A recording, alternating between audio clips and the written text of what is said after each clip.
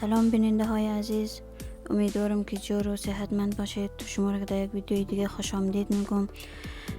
در هر کجا کسی موفق و کامیاب بشید. دوستان گرامی، لطفاً کسایی که چینل مرا سابسکرایب نکرده نوستین سابسکرایب کنین، شیر کنین، با دوستان شریک کنین. بیننده های عزیز، ما امروز یک هوا بسیار آفتابی بسیار خوب هوا بوده که اولادار گرفته پارک همینجا نزدیک خانه رفتم، خواستم یک ویدیو بگیرم اینم برای شما شریک کنم.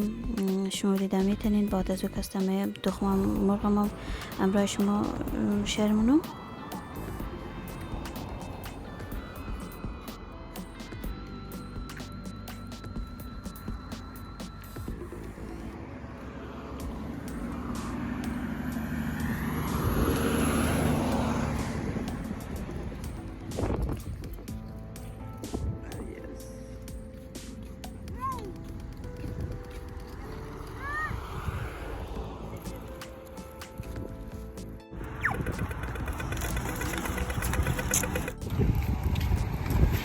فرزانه کجا آمدی بچه؟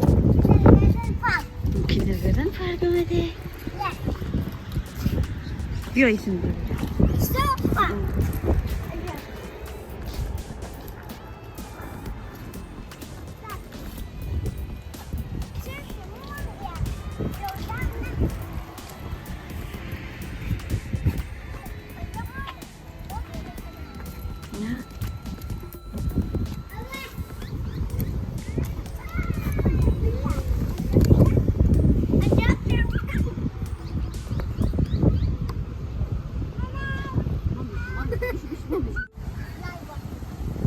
برو دیگه.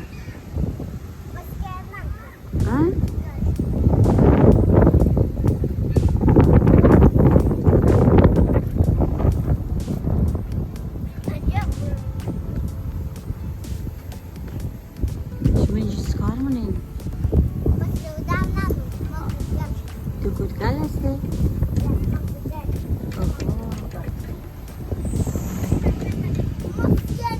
شما اسکر نمیشین؟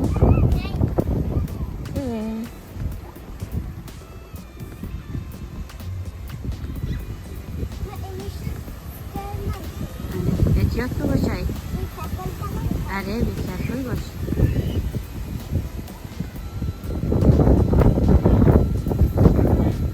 شیم ترس نبود. کرد.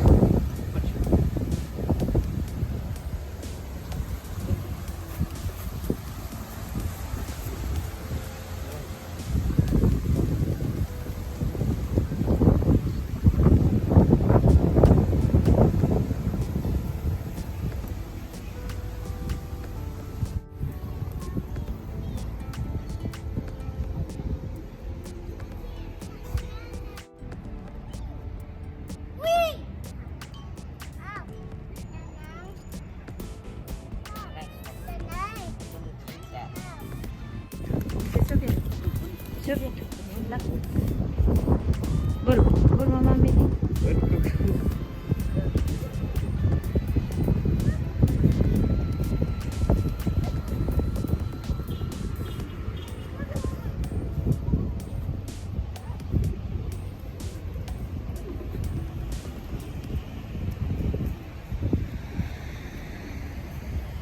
بیا برو بس.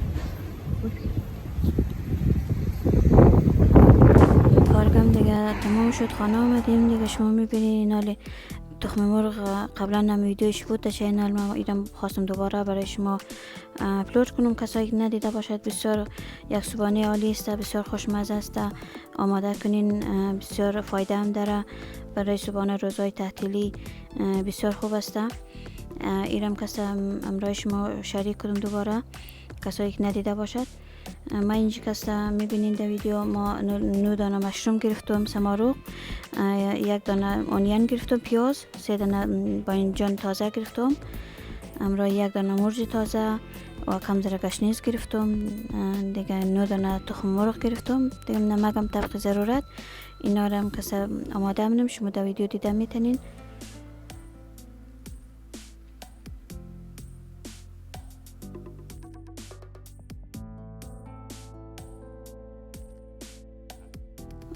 ببینید آی عزیز، این زی کوکونات روغن ما استفاده ما میشه، بسیار بویم نداره، بسیار خوشمزه.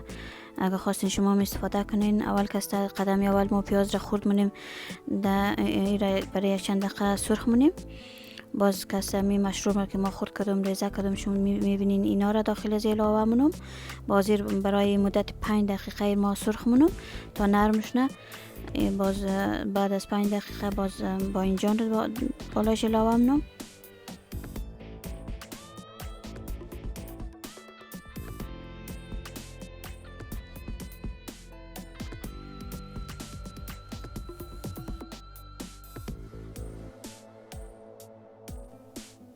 ببینید آی عزیز، میبینین بعد از 5 دقیقه این سمارق مشروم بسیار سرخ شده، در رنگ تغییر داده. اینا رو میتونین با اینجان را یا می ټماټر را بالایش علاوه کنین.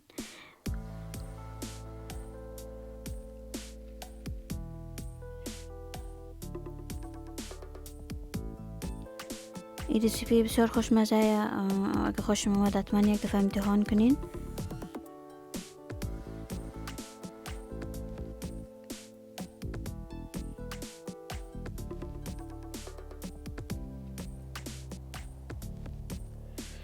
و اینا نمک برای باینجان علاوه که باینجانم نرم شده، نمکم طبق ضرورت، نظر در خواست خود شما.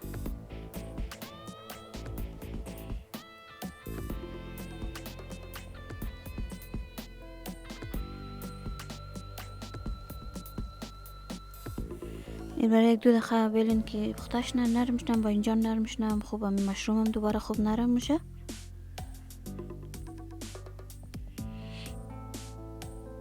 باز اینا که پخته شد دیگه، باز میتونین شما می تخمه را کلگیش بالای زی علاوه کنین، بیلین در دم برای مدت یک چند دقیقه دم ماندین. باز بسیار آسان است، خوشمزه دیگه. خواستین آماده کنین دیگه. تشکر از تماشای شما، تشکر از بیننده برنامه چینل مستین.